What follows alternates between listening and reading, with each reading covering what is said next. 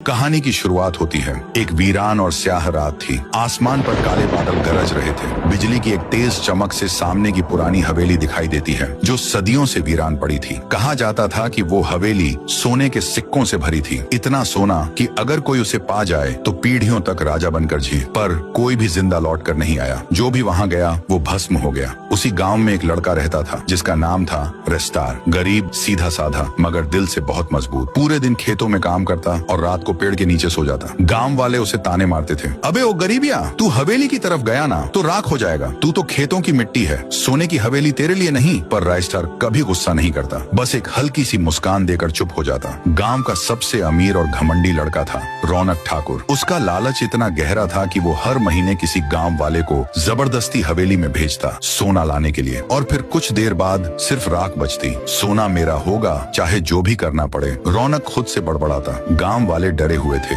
लेकिन कोई कुछ कह नहीं सकता था। एक रात रौनक एक रहस्यमयी बाबा के पास जाता है। वो हाथ जोड़कर कहता है, बाबा मुझे हवेली का सोना चाहिए, मेरी जान भी चली जाए तो चले। बाबा धीरे से आंखें खोलता है और कहता है, सोना चाहिए तो सुन, हवेली का खजाना सिर्फ उसका होता है जो उसका असली वारिस है। अगर तू उस वारिस के साथ जाएगा तो तू जिंदा रह सकता है। अगले दिन रेस्टर अपने टूटे जूते और फटी कमीज में खेत से लौट रहा था। हवेली के सामने से गुजरते वक्त उसकी आंखें रुक गईं। वो बुदबुदाया, अगर सब सच है तो आज किस्मत आजमा कर देखता हूँ। जान तो हर दिन जा रही है, कम से कम मरते वक्त कुछ समझ आ जाए। डरते डरते कांपते हुए वो हवेली के दरवाजे को पार करता है और कुछ नहीं होता। ना कोई आग, ना कोई राख, बस एक गूंजती हुई आवाज, वापस आ गया मेरा वारिस। रेस्टार हक्का बक्का रह गया, आंखें चौड़ी, दिल तेज धड़क रहा था। हवेली के अंदर का सोना चमकने लगा था। उसी वक्त रौनक ठाकुर दूर से देख रहा था। वो चौंक गया। वो मरा नहीं, इसका मतलब वो ही है हवेली का असली वारिस। अब रौनक की आंखों में हवेली का सोना नहीं,